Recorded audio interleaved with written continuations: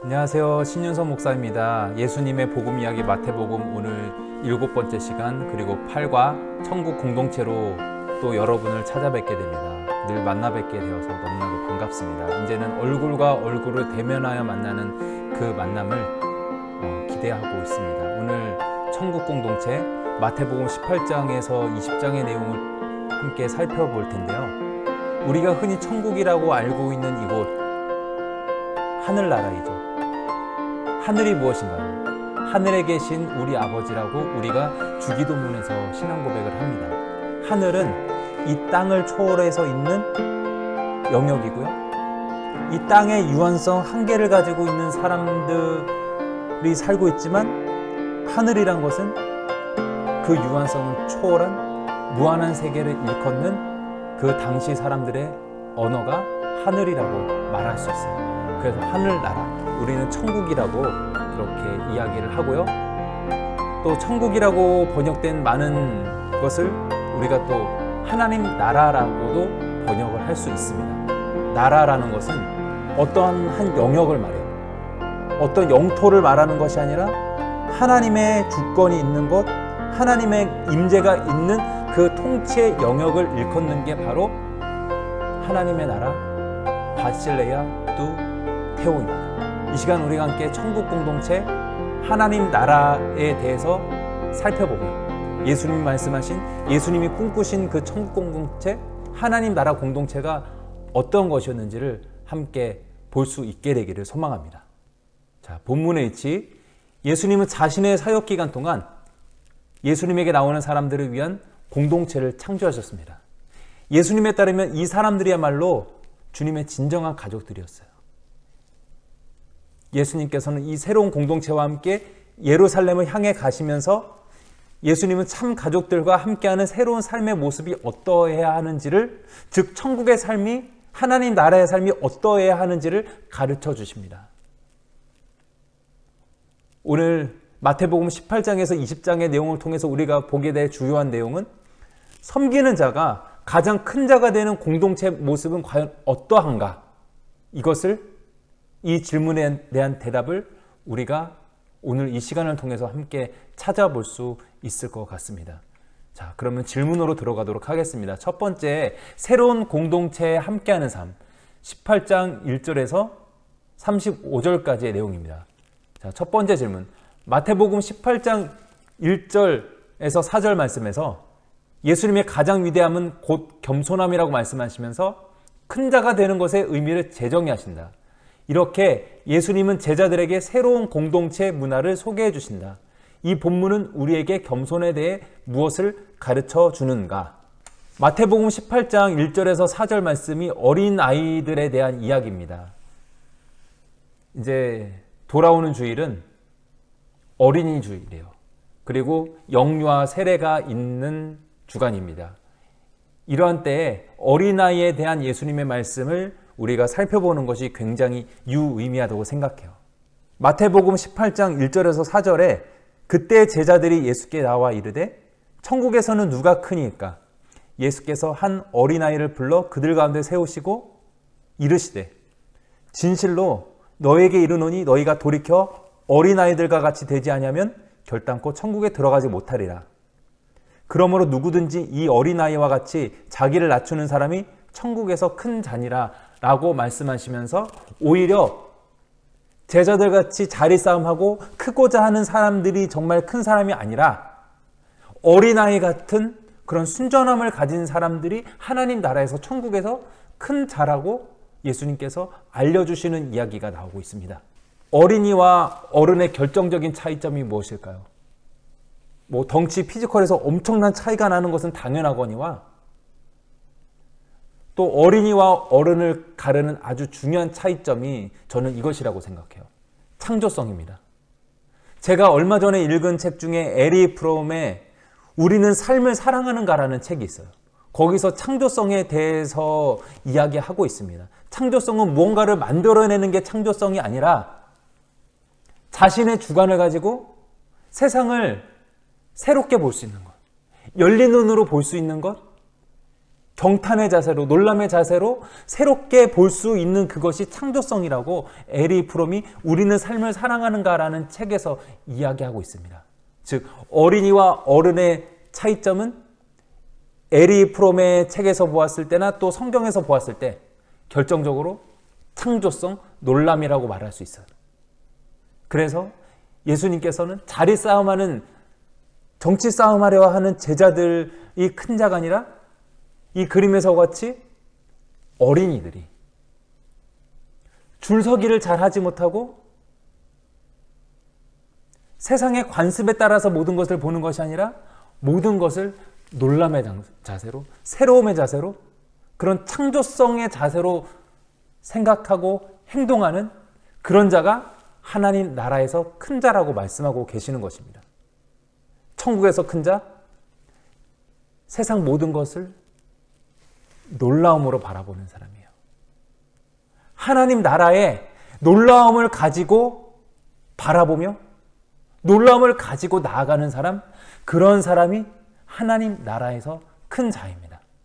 자신을 겸손히 낮추는 사람, 자신의 손익분기점을 계산하지 않고 하나님 앞에, 하나님 나라의 그 실존 앞에 자신을 내어놓는 사람, 그런 사람이 바로 하나님 나라의 큰 자, 어린 아이와 같은 사람이라고 말할 수 있습니다. 이 질문에서 겸손함이라고 이야기를 하고 있는데 겸손도 말이 되겠죠. 겸손의 의미도 있습니다. 하지만 여기서는 겸손보다는 경탄, 놀람의 의미로 보는 게 더 맞을 것 같아요. 자, 다음 질문입니다. 마태복음 18장 3절에서 제자는 반드시 어린아이처럼 자기를 낮춰야 한다는 말씀을 감안하면 5절 6절에서의 어린아이와 작은 자는 결국 진정한 제자들을 가리키는 것임에 틀림없다. 이러한 구절들에 따르면 예수님은 자기 백성들이 서로 간에 어떻게 대하기를 바라시는가. 5절 6절에 또 누구든지 내 이름으로 이런 어린아이 하나를 영접하면 곧 나를 영접함이니 누구든지 나를 믿는 이 작은 자 중 하나를 시족하게 하면 차라리 연자맷돌이 그 목에 달려서 깊은 바다에 빠뜨려지는 것이 나으니라. 이 5절 6절에 따르면 예수님은 자기 백성들, 자기의 제자들이 서로 간에 어떻게 대하기를 바라시는 것일까요? 남을 나보다 낮게 여기고 못하게 여긴다는 게 아니라 남이 나보다 훨씬 낫다, 훨씬 우월하다라고 여기는 앞에서 말씀한 겸손함을 가지는 것입니다. 그리고 남들을 실족하지 않게 하는 것. 뭐라고 말씀해요? 작은 자 중에, 이 소자 중에, 이 어린이 같은 자 중에 하나라도 실족하게 하면은 연자맷돌을 목에 달아서 빠지는 게 낫다고 그렇게 말씀하고 계세요. 물론 실족하게 하는 인간들 다 물에 빠져 죽으라는 말씀은 아니고 그것은 뒤에 나올 말씀과 또 연결되는 부분은 이따가 말씀드리게 되겠지만 뭐 그런 의미는 아니지만 그만큼 예수님은 실족하지 않게 하는 것이 너무나도 중요하다는 것을 강조해서 말씀하고 계십니다. 그런데 오늘 마태복음 18장 1절에서 보면 그때 제자들이 예수께 나와 이르되 천국에선 누가 크니까라고 하면서 서로 큰 자가 되고 싶어요. 서로 높은 자가 되고 싶어요. 하나님 나라가 임할 때에 예수를 통해 하나님 나라라는 그 영역이 열리게 될 때에 누가 더 높은 자리를 차지할까 하면서 자리 싸움을 하고 있는 거예요. 제자들은 작은 자가 되기보다 큰 자가 되기 위해서 서로 논쟁하고 싸웠습니다. 그것과 자신의 손익분기점을 계산하지 않는 모든 것을 놀라움과 경탄과 새로움으로 바라보는 어린 아이들을 대조해서 과연 하나님 나라에 들어가는 사람들, 또 하나님 나라의 큰 자가 어떤 자인지를 예수님께서 이렇게 말씀하고 계시는 것입니다. 다음 질문입니다.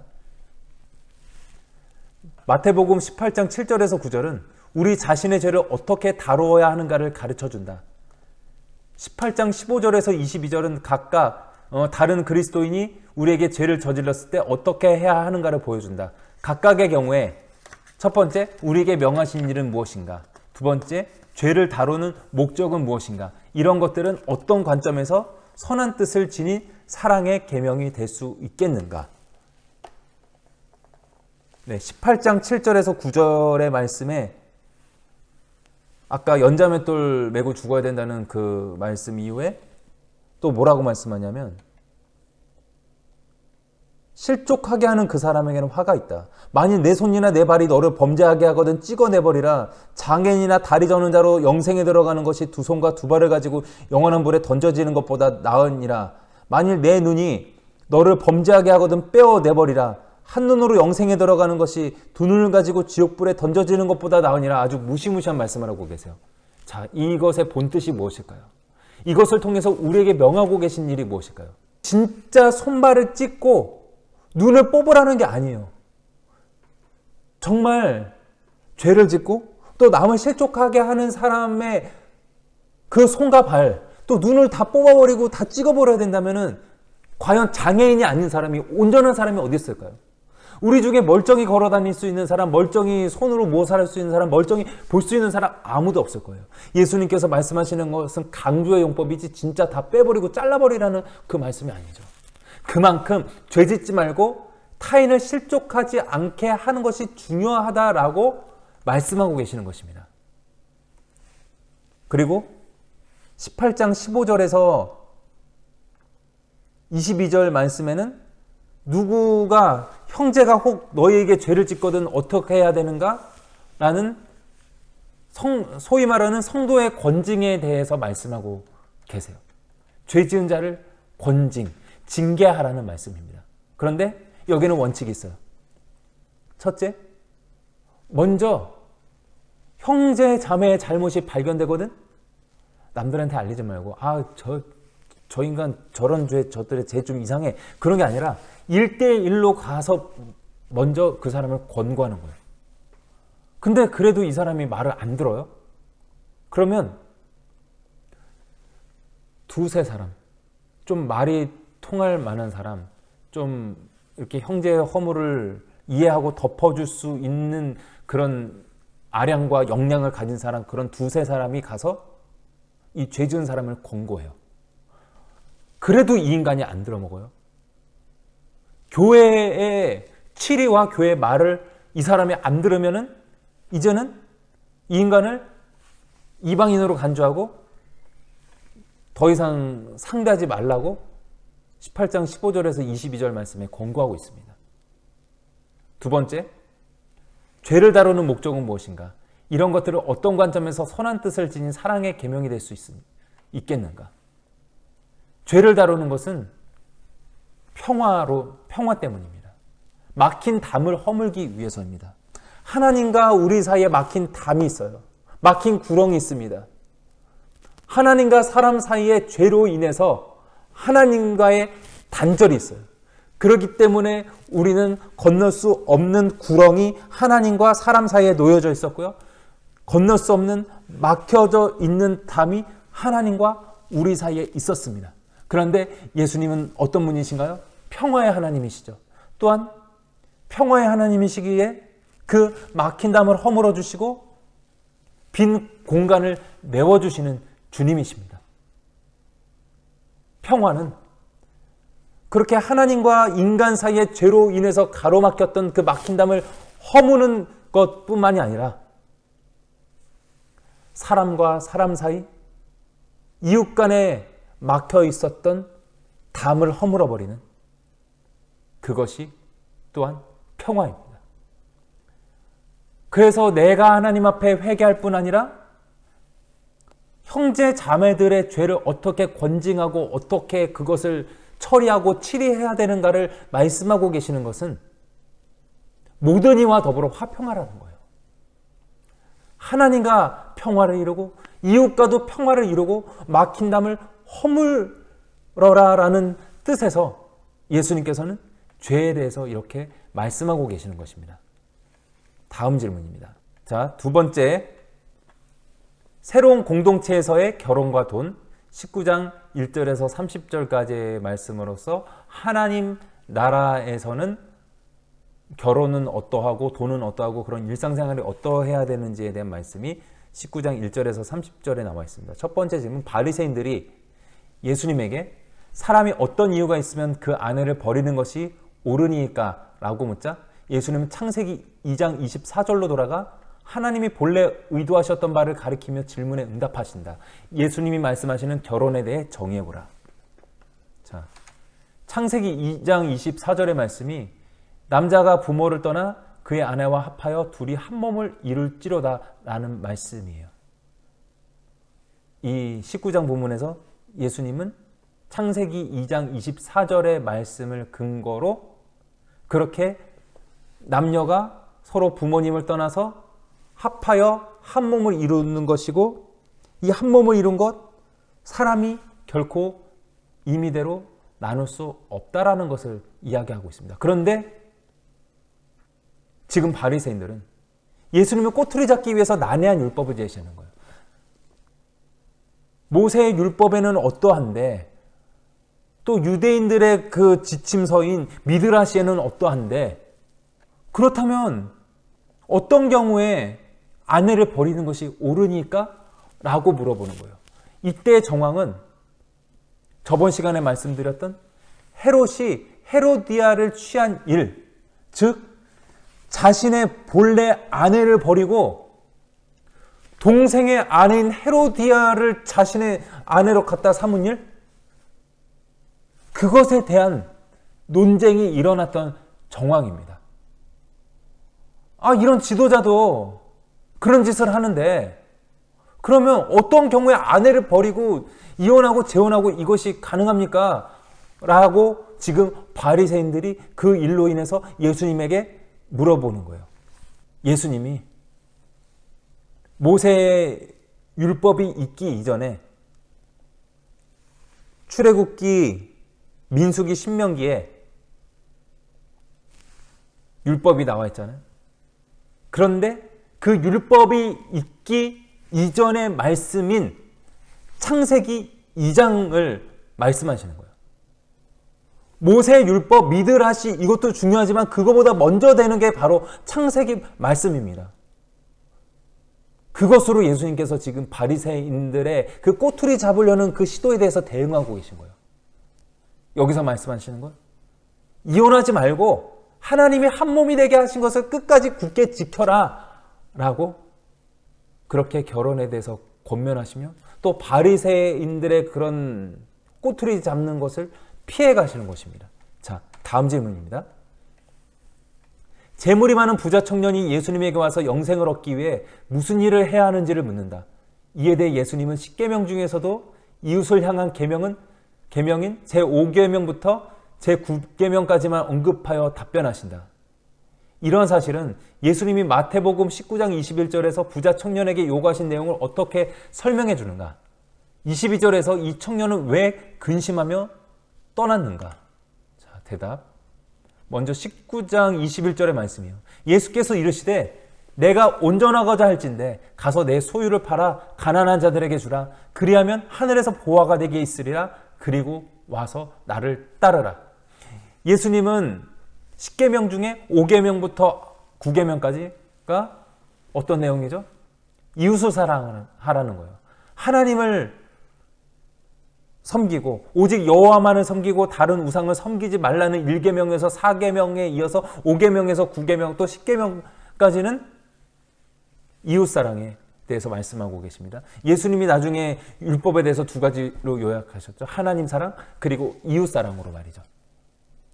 예수님께서 왜 지금 여기서 이 부자 청년에게 와서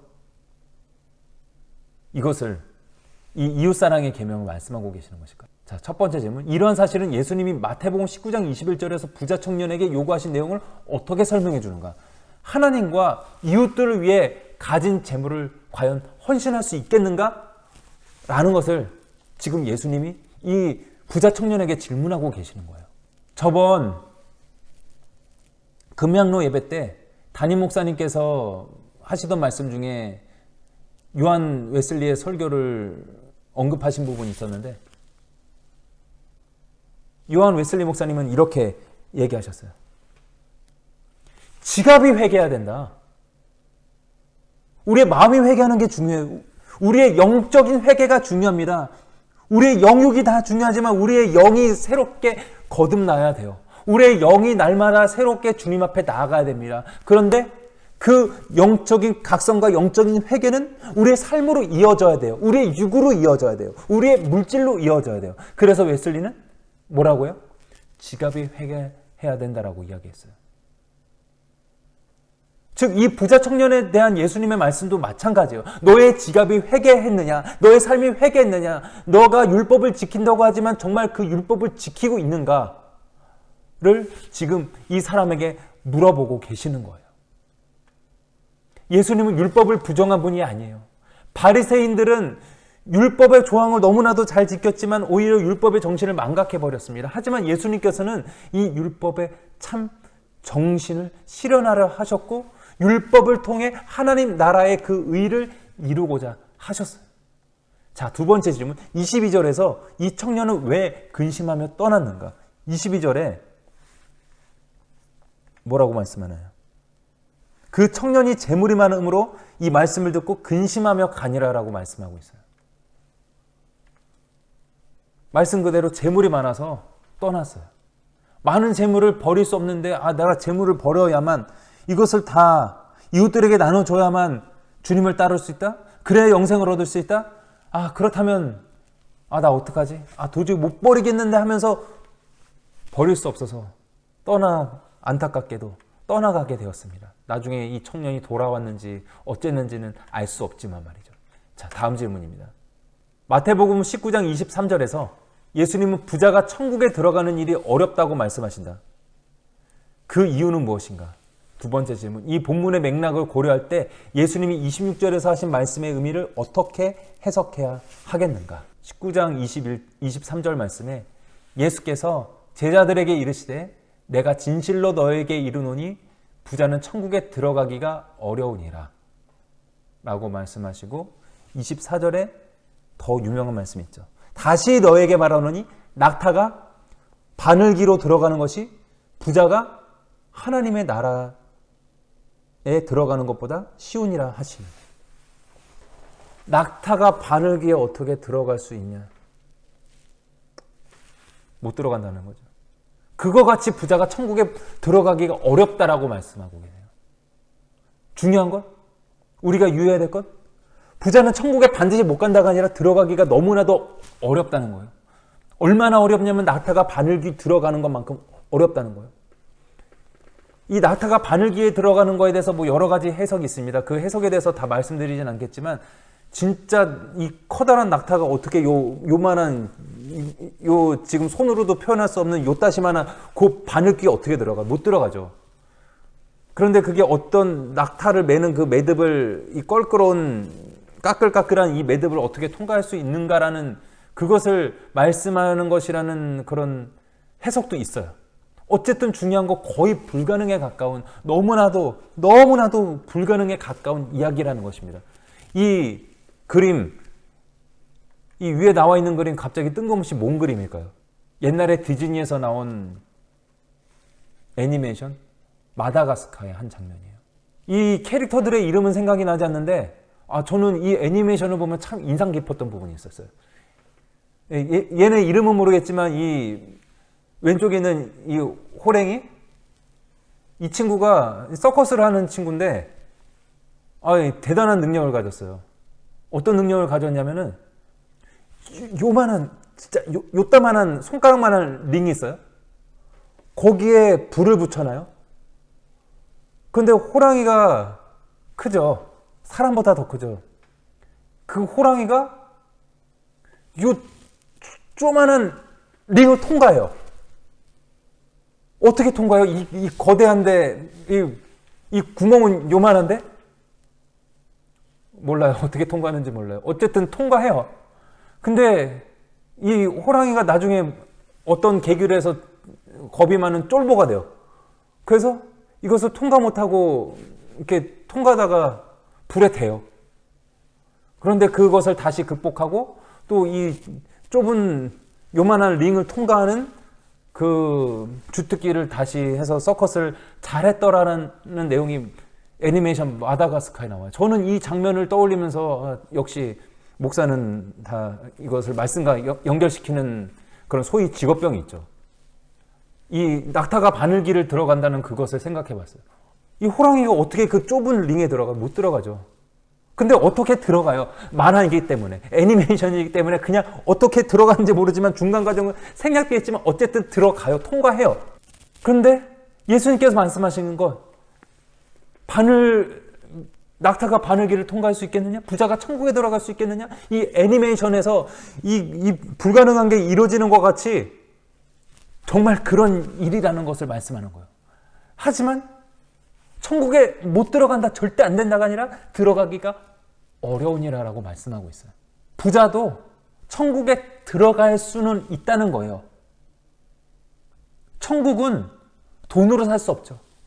돈으로도 못 가요, 하나님 나라. 능으로도 못 가요, 하나님 나라. 그렇게 하나님 나라는 돈으로 살 수 없고 능력으로 갈 수 없듯이 돈이 많다고 못 가는 것도 아니죠.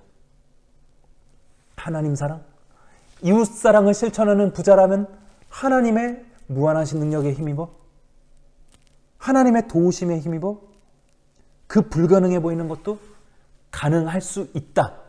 이것을 말씀하고 계시는 것입니다.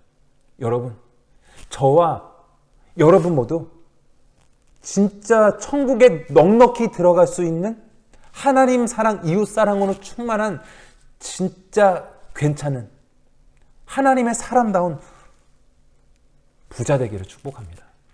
자, 세 번째 질문입니다. 새로운 공동체에서의 진정한 위대함, 20장 1절에서 34절까지의 말씀이에요. 질문: 마태복음 20장 1절에서 16절의 이야기를 보라. 제일 먼저 와서 일했던 품꾼들은 왜 주인을 원망했는가? 주인이 뭐라고 대답하는가? 이 품꾼들의 사고방식은 신실하게 헌신하며 살아온 그리스도인들이 어떤 시험에 빠질 수 있게 하는가? 네, 이 이야기 여러분들 다 잘 아실 만한 포도원 품꾼의 이야기, 포도원 품꾼의 비유예요. 중요한 것, 이것은 하나님 나라의 비유라는 것입니다. 포도원의 주인이 일꾼을 구하기 위해서, 품꾼을 구하기 위해서 인력시장에 나갔어요. 몇 시에요? 오전 9시에, 오후 12시에, 3시에, 5시에. 마감 시간이 6시인데 그렇게 마감 시간을 1시간 앞둔 그 시간까지 일터에 나가서, 인력시장에 나가서 품꾼들을 불러왔습니다. 그리고 모든 이들과 약속을 했어요. 일당은 1데나리온이다 라고 말이죠. 1데나리온은 당시 노동자의 하루 품삯에 해당하는 양이에요. 즉 최저임금 수준을 충족해주는 양이라는 거죠. 그런데 결산할 때가 되어서 이 주인이 품꾼들을 불러놓고 늦게 온 사람들부터 일당을 지불하는 거예요. 그래서 5시에 온 사람, 3시에 온 사람, 12시에 온 사람 다 똑같은 한 데나리온을 줘요. 그런데 맨 처음에 왔던 오전 9시에 온 사람들한테도 똑같은 한 데나리온을 주는 것이었어요.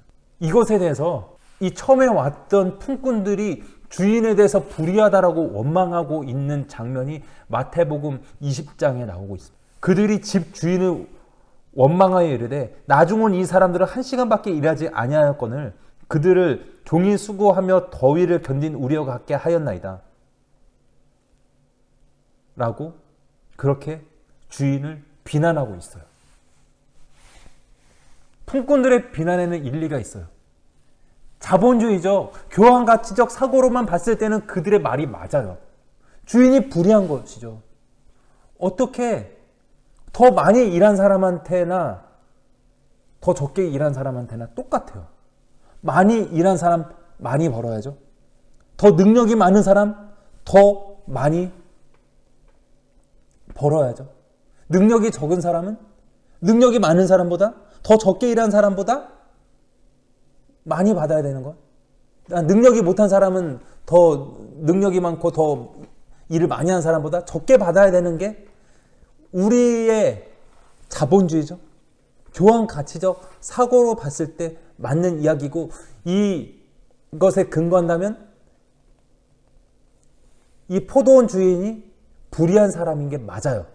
그런데 앞에서 말씀드렸듯이 이 이야기는 실제 이야기가 아니에요. 실제 이렇게 하면 악독 업주가 맞죠. 그런데 이 이야기는 하나님 나라의 이야기, 하나님 나라의 비유예요. 즉 실제 이야기가 아닌 가상의 이야기라는 거예요. 이것은 하나님 나라의 은혜의 법칙으로 볼 때만이 이해할 수 있는 말씀입니다. 그 당시에 탱자탱자 놀던 그런 한량들이 많이 있었어요. 왜냐하면 그 당시 팔레스타인 지역에 살고 있던 유대인들이 있었잖아요. 그런데 그 당시에 누가 그 지역을 통치하고 있었나요? 로마 정부가 그 지역을 통치하고 있었습니다. 로마 제국이 통치하게 되면서 젠트리피케이션 비슷한 현상이 일어나요. 이 외부인들, 이 로마인들이 들어와서 자리를 잡고 있었던 이 토착 농민들이 몰려나요. 밖으로 나가버려요. 밀려나버려요. 그래서 농촌에서 밀려서 어디로 가요? 어촌으로 가요. 그래서 고기잡이를 해요. 그래서 어부들이 그 당시 하층민인 거예요. 그런데 그 어부마저도 못해요. 그럼 뭐예요? 놀죠. 이 사람들이 게으른 사람들이라서 노는 게 아니라 일자리가 없는데 어떻게 해요? 이 일자리는 이 좋은 땅덩어리는 이 로마 인간들이 다 차지하고 있고 로마에 잘 충성하는 그런 이렇게 줄이 있고 빨대가 있는 사람들만 거기에 있는데 단지 이들은 대부분 연줄이 없는 사람들이었을 거예요. 로마의 후견인 제도가 있는데 이것은 황제부터 말단까지 다 이어지고 있는데 당시 이 유대인들은 대부분 90% 정도가 그 로마의 후견인 제도에 들지 못한 사람들이었기 때문에 90%가 하층민들이라고 볼 수 있어요. 이들의 대부분이 정말 일자리가 없어서 밖에 나와서 빈둥빈둥 놀 수밖에 없는 신세였어요. 그런 사람들을 이 비유에 의하면 포도원 주인이 일꾼으로 써준 거예요. 어떻게요? 한 데나리온의 일당으로 계약을 했어요. 한편으로 보면 어떤 한편에서 보면 불의한 것이 맞지만 또 한편으로 보면은 이 포도원 주인은 계약서대로 그대로 이행한 거예요. 똑같이 한 데나리온씩 다 줬으니까요. 이 하나님 나라의 비유를 봤을 때 하나님 나라는 어떤 것이에요? 구원의 삭신 한 데나리온으로 들어가는 것이 하나님 나라입니다. 구원의 몫이 하나님 나라의 가치가 한 데나리온이라는 것이 아니에요. 이것도 비유이죠. 누구에게나 일찍 들어온 사람이나 늦게 들어온 사람이나 똑같은 구원과 은혜의 삭신 그것으로 충분한 거예요. 거기에 보너스는 없어요. 그것이 하나님 나라의 은혜의 법칙입니다. 이것은 하나님 나라의 비유이고 하나님 나라는 그렇게 늦게 온 자가 먼저 되고 먼저 온 자가 나중될 수도 있는 그 나라가 그 세상이 바로 하나님 나라임을 이 포도원 품꾼의 비유를 통해서 예수님이 말씀하고 계시는 것입니다. 자, 다음 질문이에요. 마태복음 20장 25절 27절에서 예수님은 세상의 리더십과 위대함의 기준을 어떻게 뒤엎고 계시는가? 세상의 기준과 예수님이 제시한 천국의 기준 두 가지를 요약하여 말해보라. 혹시 자신도 모르게 세상 리더십의 기준을 가지고 있다면 예수님이 말씀하신 성김의 리더십으로 대체해야 할 부분은 어디인가? 자, 마태복음 18장 1절에서 4절 아까 앞에서 살펴보았던 내용 어린아이 같이 되는 것에 대해서 말씀하신 그 부분이었죠. 자, 이 질문에 대한 대답 25절에서 27절에 제자들이 듣고 몹시 놀라 이르되 그렇다면 누가 구원을 얻을 수 있으리까? 예수께서 그들을 보시며 이르시되 사람으로는 할 수 없으나 하나님으로서는 다 하실 수 있느니라. 이에 베드로가 대답하여 이르되 보소서 우리가 모든 것을 버리고 주를 따라싸운데 그런즉 우리가 무엇을 얻으리이까? 자, 위에서 보이는 그림 조그맣지만 잘 보이시나요? 두 그림을 다 끼워 놓다 보니까 잘 안 보일 수도 있을 것 같은데 보스와 리더에는 많은 차이가 있습니다. 이 왼쪽 그림 요 비슷한 그림들이 많아요. 보스와 리더 이 구글에서 검색해 보시면은 이 졸라맨 같은 이 캐릭터, 이 3등신 캐릭터 이 재밌는 그림들이 여러 개 나옵니다. 참고로 보시면 좋을 것 같고요. 먼저 오른쪽 그림을 보면은 자, 일꾼들이 짐을 끌고 있어요. 어떤 미션, 이 과업이 있는데 이 과업을 수행하는데 보스는 이 과업 위에 짐 위에 올라가서 이것들아 끌어라 라고 하는 게 보스예요. 자, 리더는 미션 어떤 임무가 있어요. 그러면 앞장서서 같이 끌면서 자, 우리 힘내자, 열심히 하자. 그러면서 이 사원들, 이 사람들을 독려하는 그런 사람이 리더예요. 보스와 리더는 이렇게 다르죠.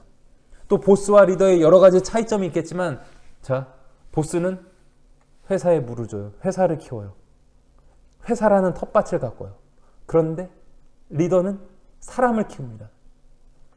사람이라는 꽃보다 더 귀한 사람이라는 그 존재를 그렇게 키워내고 그렇게 보듬는 사람이 바로 리더예요.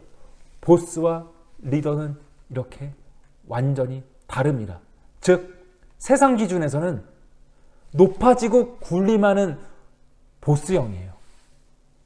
지금은 이런 보스형 리더, 지시만 하는 리더, 꼰대, 라떼는 말이야 이런 인간들로서 별로 각광받지 못하는 존재가 되어가고 있죠. 하지만 이 고대 세계에서는 리더십이 정말 리더십이 아니라 그냥 보스 같은 사람이에요. 나를 따르라가 아니라 우리 같이 하면서 이렇게 나를 따르라가 아니라 미션 이 임무 위에 올라가서 열심히 끌어라 이것들아 하는 그게 당시의 보편적인 보스들의 모습이었어요.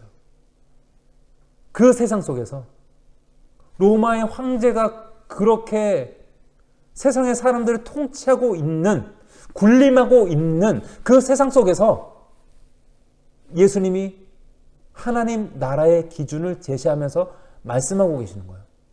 낮아지고 섬기고 종이 되는 리더형의 인간으로 살아가라고 말이죠. 예수님이 보스가 아니라 리더셨어요. 제자들과 무사람들과 동고동락하며 이렇게 함께 해나가자. 우리가 함께 길을 걸어가자 하며 함께 눈물을 흘리시고 함께 웃으시고 함께 먹고 함께 주무시는 참된 리더의 모습을 예수님께서 보여주셨습니다. 자, 다음 질문. 위대함에 대한 예수님의 가르침은 예수님의 임박한 죽음을 언급하는 구절들에 둘러싸여 있다. 이 구절들을 다시 읽어보고 왜 예수님이 위대한 삶의 진정한 본보기인지 말해보라. 십자가는 위대한 삶에 대해 무엇을 가르쳐 주는가? 더 넓은 의미로 그리스도인의 리더십은 어떠해야 함을 말해주고 있는가? 자, 마태복음 20장 17절에서 19절 말씀이 예수께서 예루살렘으로 올라가려 하실 때 12제자를 따로 데리시고 길에서 이르시되 보라 우리가 예루살렘으로 올라가노니 인자가 대제사장들과 서기관들에게 넘겨짐에 그들이 죽이기로 결의하고 이방인들에게 넘겨주어 그를 조롱하며 채찍질하며 십자가에 못 박게 할 것이나 제3일에 살아나리라 라는 말씀이고요. 28절은 인자가 온 것은 섬김을 받으려 함이 아니라 도리어 섬기려 하고 자기 목숨을 많은 사람의 대속물로 주려 함이니라 라는 말씀이에요. 자, 17절에서 19절까지에서는 무엇을 말씀하고 있나요? 예수님께서 십자가를 지실 것을 본격적으로 구체적으로 예고하고 계세요.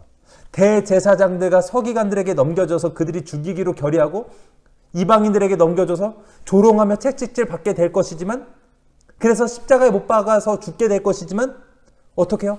제3일에 살아나리라. 사흘 만에 부활하리라는 예수님의 십자가에서의 죽음과 부활을 지금 예고하고 계세요. 그리고 28절에는 이것도 유명한 말씀이죠. 섬김을 받으려 온 것 함이 아니라 도리어 섬기려 하고 자기 목숨을 많은 사람의 대속물로 주려 함이니라는 말씀에 이 위대함에 대한 교훈이 둘러싸여져 있어요. 이것을 봤을 때 예수님은 세상의 보편적인 가치를 거슬러 영광의 메시아가 아닌 고난의 메시아가 되셨어요. 세상 사람들이 기대했던 건 세상 사람들이 추앙하는 존재, 다윗의 왕위를 계승하는 메시아예요.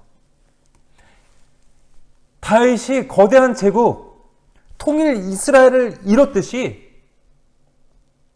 다시 그 영광을 회복하리라는 기대를 예수님을 통해서 사람들이 하고 있었어요.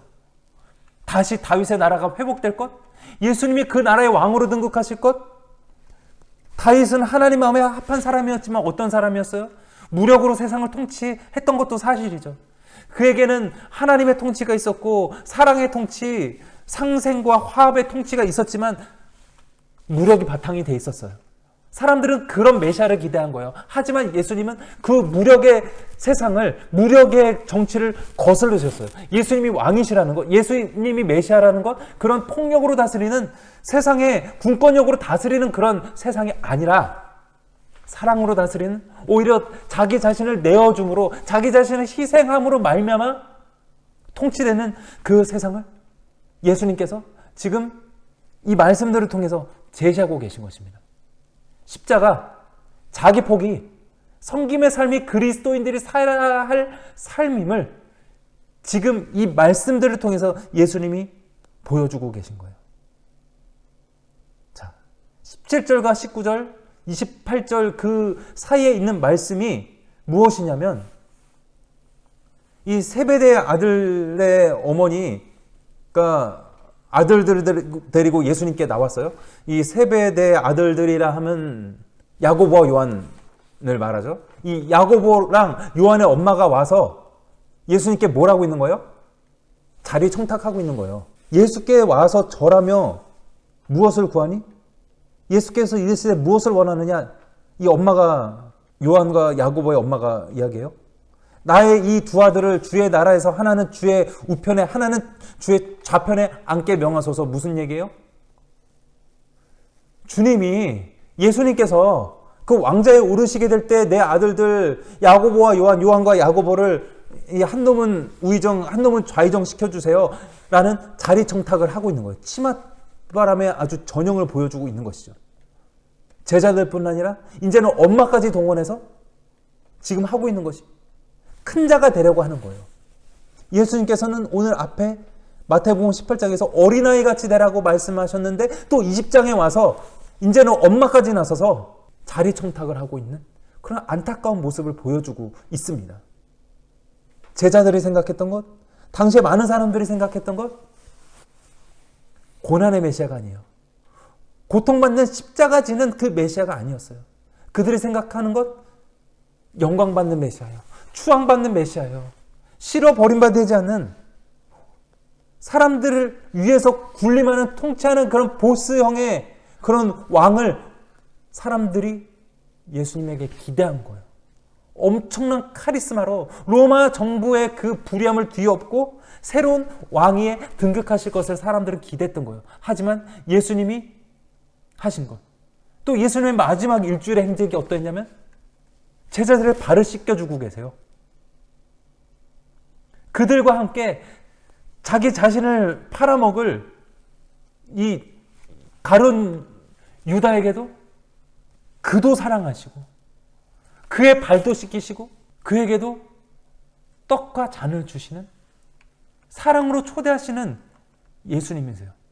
예수님께서 마지막 그의 삶의 공생의 전체뿐 아니라 그의 삶의 마지막 일주일은 사람들의 기대와는 달리 발을 씻기는, 섬기는 사랑의 메시아, 고난의 메시아였어요. 너희가 서로 짐을 져주라. 너희가 서로의 발을 씻기라. 서로의 허물을 감당하라. 라고 예수님께서는 그의 전 생애를 통해서 보여주고 계신 거예요. 우리도 저마다 큰 자가 되고 싶어요. 작은 자가 되고 싶어 하지 않습니다. 누구나 큰 교회가 되고 싶어요. 아무리 큰 교회더라도 다들 욕심이 있죠. 우리 교회는 왜 여의도 순복음교회만큼 크지 못할까? 왜 명성교회만큼 크지 못할까?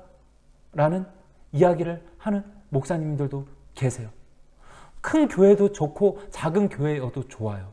그저 주어진 크기대로, 주어진 사이즈대로, 주어진 소임대로 각자의 사명을 잘 감당하고 낮은 자의 자세로, 종의 자세로 살아가는 것이 진정한 그리스도인들의 모습입니다. 오늘날 점점 커져가려고 하는 큰 자가 되려고 하는 그리스도인들 가운데, 또한 더 큰 교회가 되려고 온갖 마케팅이든 모든 힘을 다하는 그런 교회 모습들 가운데서 예수님이 보여주시는 것, 자기 자신을 비우는 것, 자기 자신을 비워 종의 형체로 보여주는 그 섬김의 본을 예수님께서 보여주고 계십니다. 네, 이상으로 마태복음 18장에서 20장의 말씀을 통하여 천국 공동체의 모습이 어떠한지를 우리가 살펴보았습니다. 많은 말씀들을 하였는데 마태복음 18장에서 천국에서는 오히려 어린아이 같은 자들이 큰 자라고 예수님께서 말씀하셨죠.